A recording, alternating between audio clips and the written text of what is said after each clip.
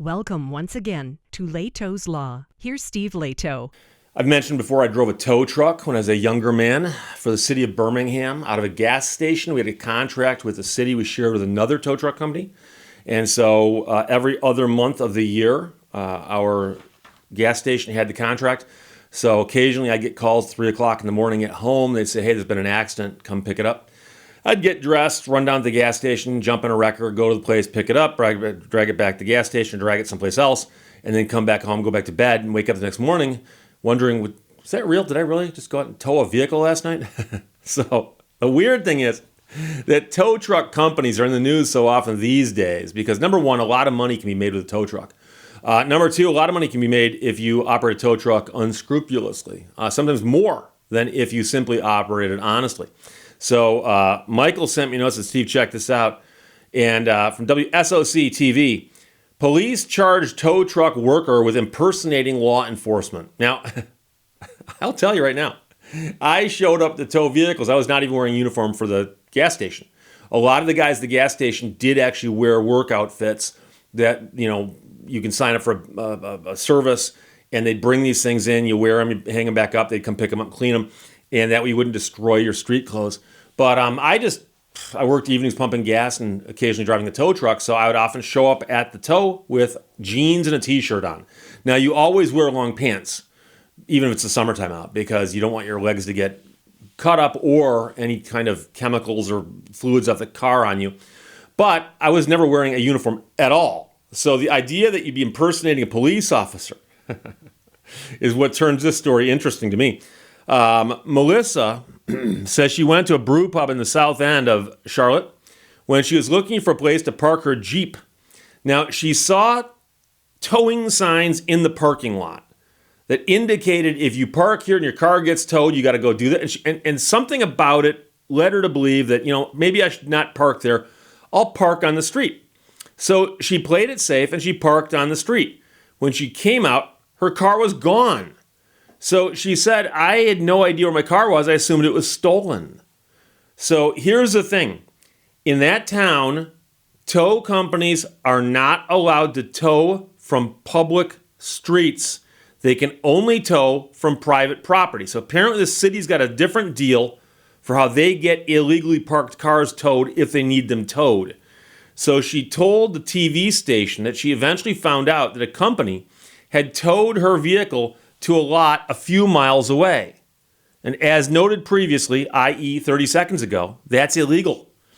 So she goes there and she says, when we showed up, a guy gets out of a tow truck dressed like a police officer.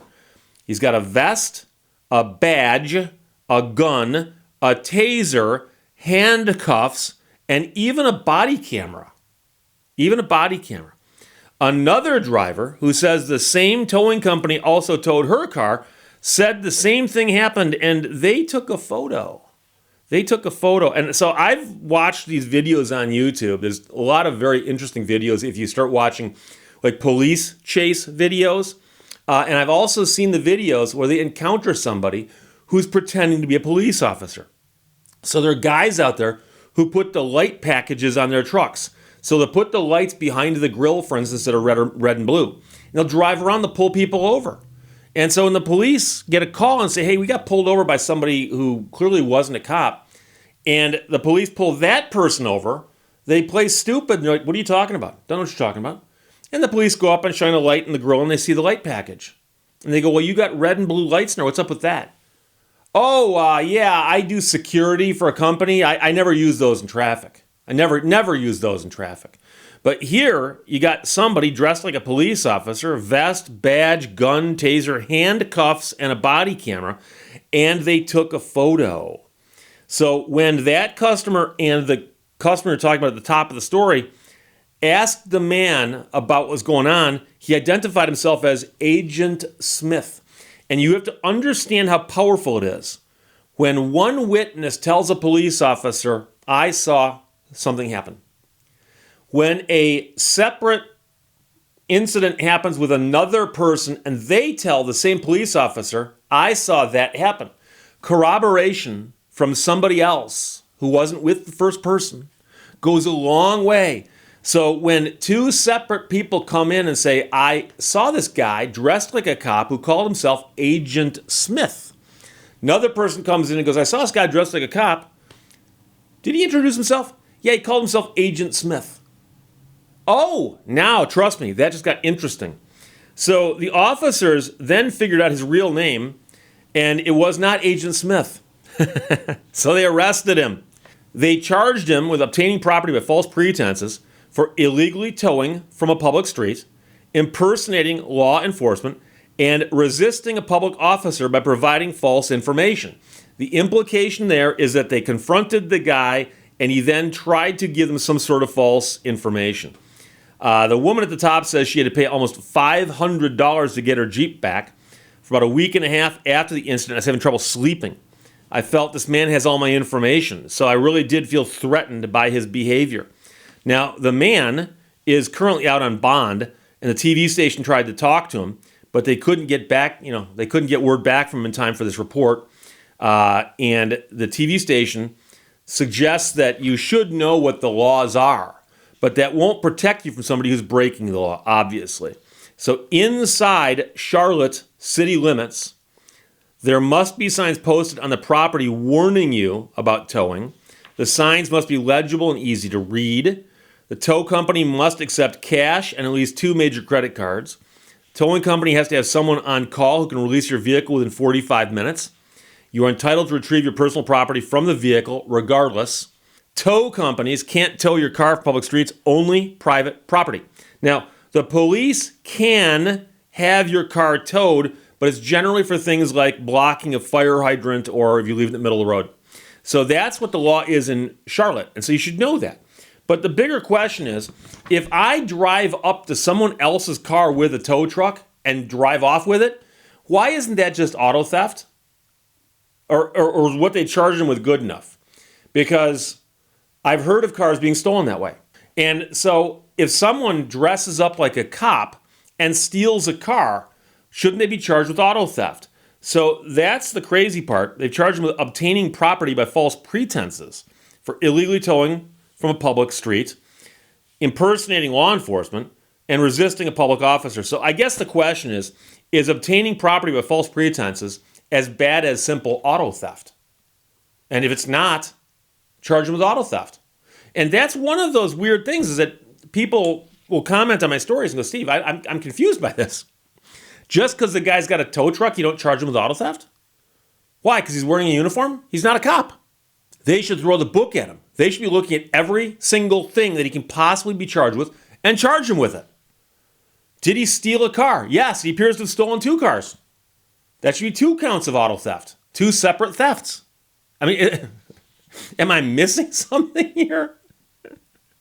And so the real question is, and again, let's put some thought into this.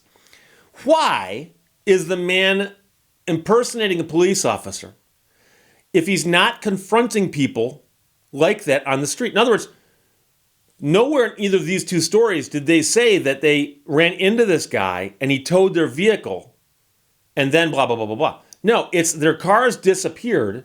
When they went to get their car, they encountered the guy. And it makes you suspect that he dresses like this because he knows that what he's doing is wrong, and he's hoping that by dressing like this, he can get a little more leeway out of people and go, guy had a badge and a gun, I guess I got to pay him. But, of course, he's not a real cop. The badge and the gun are just what we call red herrings. So it's a crazy story, and I remember when people would show up at the gas station the next day if the vehicle got towed to the gas station, because they often would get towed there.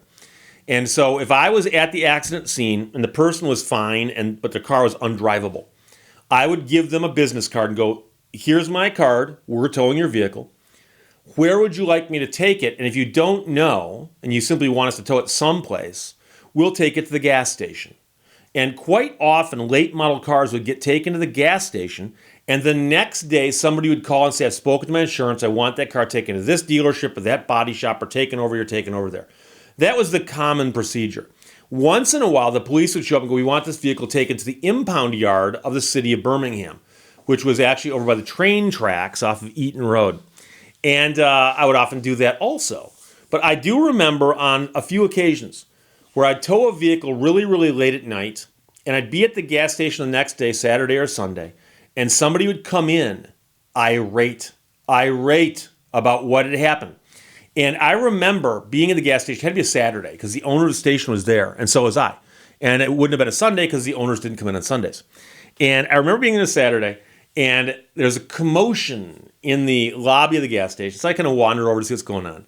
And it was somebody upset by the fact that their vehicle had been towed the night before. By me. And this guy is in there just screaming at the owner of the gas station.